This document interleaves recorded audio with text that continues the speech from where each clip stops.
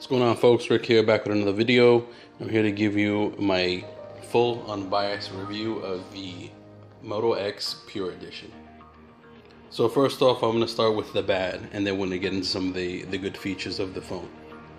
So let's get into the build quality. So right now I'm rocking the bumper that Motorola has given me with this phone. It's not bad. It's a cheap plastic bumper, which is more than what most manufacturers give you.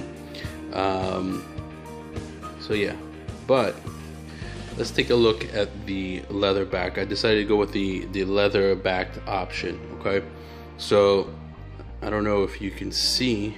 Let's try to get this focused in a little bit better.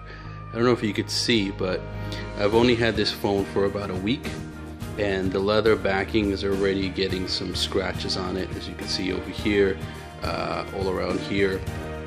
So it's not really holding up well with the leather back variant. So you have a few more scratches over here. So the leather is very thin. It feels very frail. It's not like a soft touch leather. It feels very rough to the touch. And this cross stitching over here, they said it's supposed to help out with scratches and nicks and things of that nature. I've only had this phone for about 4 days. I'm still waiting for my case to come, and I already have tons of scratches on the leather. So the quality of the leather, I don't think it's really up to par. That would bring me into my next point, being that we're discussing build quality now.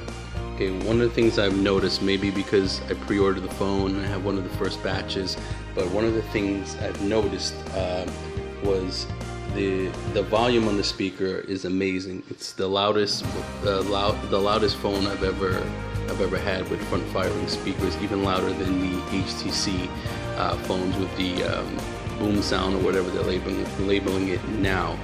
However, I did notice an issue when my phone is at full volume, extremely distorted out of the top speaker only. So this is a known issue, extremely distorted, crackling, popping sounds. It basically sounds like this saran wrap on top of your speaker. The quality is just not there, and that's when I'm making calls, or in addition to that, using the speakerphone. In addition to that, I did happen to go on the Motorola forums page. I am getting a new unit sent out to me because I'm hoping this is a manufacturer's defect in quality control, that this phone came out with this defect, and not all Motorola phones have this issue. But there's another issue relating to the speaker, and I'm going to give you guys a little test right now. Alright, so I'm going to load up a page on YouTube real quick, just to let you guys know about speaker volume. Hang on one second. Alright guys, so I'm loading a page on YouTube. Okay. Let's lower it a bit.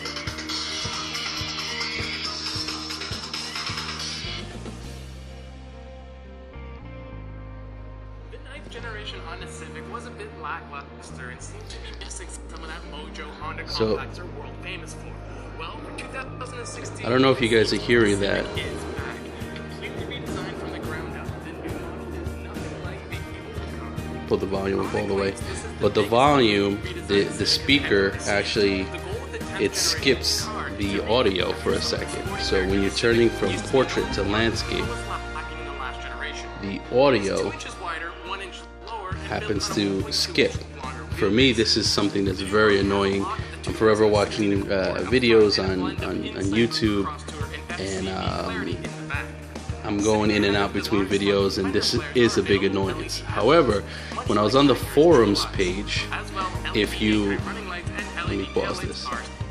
When I was on the forum page, when you wind up rotating your phone clockwise as opposed to counterclockwise, it doesn't skip.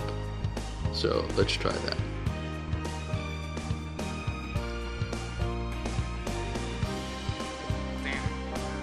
The news under the skin is just as dramatic as the Civic's new look. There will be 2 engines available in regular Civics, a new 2-liter and a new turbocharged 1.5-liter unit. This marks marks the first time a turbocharged engine has ever been offered in a Honda product. So again, if we're moving it this way, the audio will continue to skip.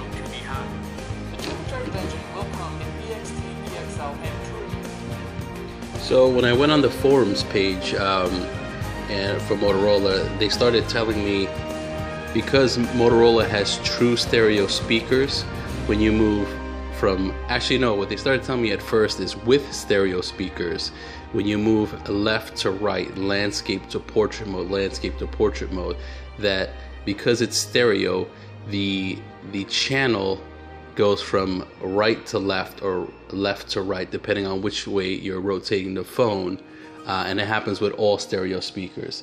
I challenged that because I have an M8 over here. I'm gonna give you guys a quick test over here, and I challenged them at Motorola, and they really didn't have much to say in regards to me challenging them on that being bullshit. 10th generation car is to recapture some of the sporty character So the let's Civic look. used to be known for, but was lacking in the last generation. Boom. It is 2 inches wider, 1 inch lower, and built on a 1.2 inch longer wheelbase. The new look has a lot of the 2016 Accord up front. So as you can notice, there's no skipping whatsoever. And what they're trying to tell me, once I challenge Motorola with that, what they're trying to tell me in that regard is that HTC lets the audio, once you rotate it to the side, come out the wrong speaker, and they don't do that, and they're willing to sacrifice that brief interruption in audio to provide complete realistic stereo sound. To me, that's more of an annoyance and a bad design flaw, and I think they're just making excuses. So anyone getting the Moto X, I just want to let you guys know that's going to be one of the issues I have with the phone, or you might have with the phone. So moving forward from that, one of the other bad things that I really didn't like about the phone, kept it out of YouTube. One of the other things I really didn't like about the phone was the Motorola camera app. So let's pull it up. Alright, so this is the Motorola camera app over here, and basically it's more of like a stock old school Android camera app.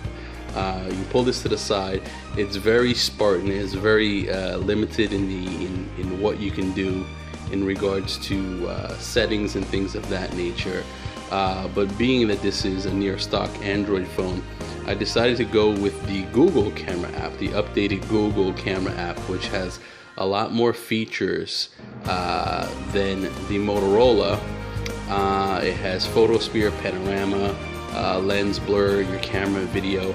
And let me get back into the Moto camera app real quick. There was something here I did not like about it. So one thing I didn't like about the Moto camera app is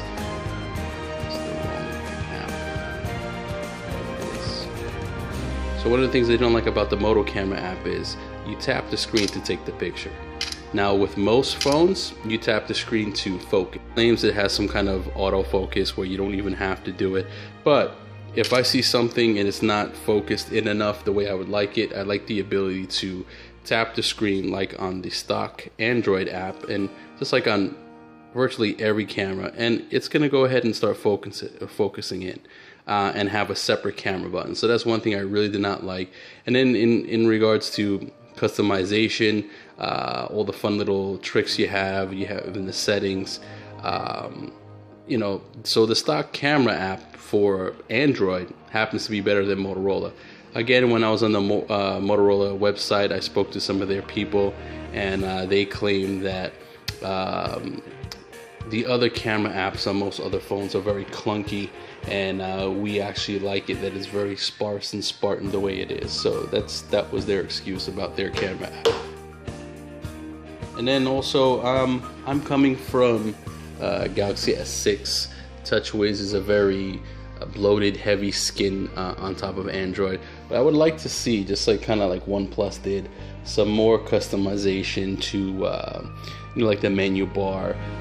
This phone doesn't even have designated, you know, silent vibrate and loud or normal speaker volume setting over here. You actually have to go into the volume rocker, and that's the only way you could either turn up or turn down the phone into a vibrate mode, unless you want to go into the settings. So that was a bit of an annoyance. I think they could have added a few more tweaks to their interface, and it would have been a lot better. Right now I'm running Nova Launcher on my phone, so this is not what the stock interface is for this phone. This is actually some of my personal tweaks to it, which I think makes the phone look and feel a lot better than what it is. But it is virtually stock Android. For some people, they may love that. For me, I like a light skin with a near stock Android feel to it, and this is just not it. It's just basically stock Android with some Motorola Assist features, and that's basically it. And then finally, now that we're on the topic of camera, I did happen to do some comparisons with some other phones, with the Galaxy S6, the OnePlus 2, and some other devices out there in regards to camera quality. And I have to admit, the Moto X Pure's camera is very good. It's not best in class, but it's up there. It takes very nice shots. However, low light photos is still a major issue for Motorola. The photos in low light are very bad. They're very grainy. I'll put some shots up here in the video so you guys could see what I'm talking about. And I think that was one of the major complaints that everyone had with Motorola moving forward. So it's not just about adding more megapixels, it's about the quality of the sensor. And in low light, this phone does not shine. In addition to that, one of the biggest gripes on the older Moto X was the front-facing camera, how bad it was. So we have the same megapixel count, but we added a front flash. And I think instead of just upgrading the camera, they added a front-facing flash to support those low light issues. So now you have a flash on this camera, so for your selfies and all that. And I think that just wasn't enough. But all in all, you guys are getting a close to flagship phone here for not the flagship price. Now, take for instance, this is an M8. You know, on launch it probably cost you around $600 to $650, and some of the Samsung phones cost you in excess of almost $1,000. So for $399 stock with a 16 gig variant, this is a 32, but for $399 with the base back, which is one of those rubber silicone backs, you could get a close to flagship phone. You have these motion gestures you have here, as you can see. It's not working for me now. Let's try another one. You chop the phone to the side and the camera goes on. You flip it left to right, the camera goes on as well. You flip it again and the front facing camera goes on.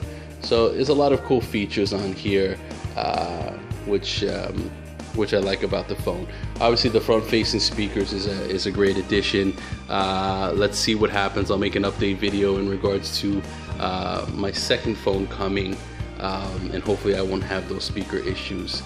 You know, but for $399 to have a Quad HD display, 21 megapixel camera, a lot of customization options. Like I said, I wouldn't really opt for the leather back version. I'm actually swapping it out for a silicone rubber version, so I'll make another video in regards to that as well. You know, durability versus style, I guess. And for $399, you really can't go wrong. You have the micro SD expansion on top. So, you know, micro SD expansion, the unlimited customizations you have with Moto Maker, a 21 megapixel camera, which isn't the best, but it's pretty good. The front-facing speakers that are loudest in class, and a near stock Android build, so you could kind of make this phone your own. So all in all, I think it's a good phone. $399 is an amazing price for this phone unlocked. You don't have to deal with none of the carrier bloatware and all that. But if you're looking for more customization, if you're looking for, you know, a skinned phone, that has everything built in, and you don't have to go into the app store and start downloading different apps to your taste, then this is not the phone for you. But overall, I think it's a very good phone. I'm gonna stick with this phone for a while, and that's about it. So once again, the goods about it: loudspeaker, the gestures, the display. Let's not forget the turbo charging, which is the fastest charge time of any phone out there right now, and the customization. So with that, you can't go wrong for $399. So let me know what you guys think of this video, and I'll see you guys in the next one. Thanks.